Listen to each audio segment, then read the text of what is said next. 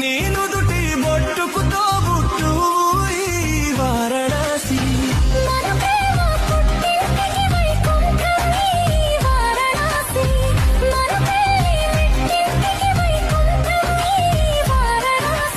ఇది మన ప్రేమ కథ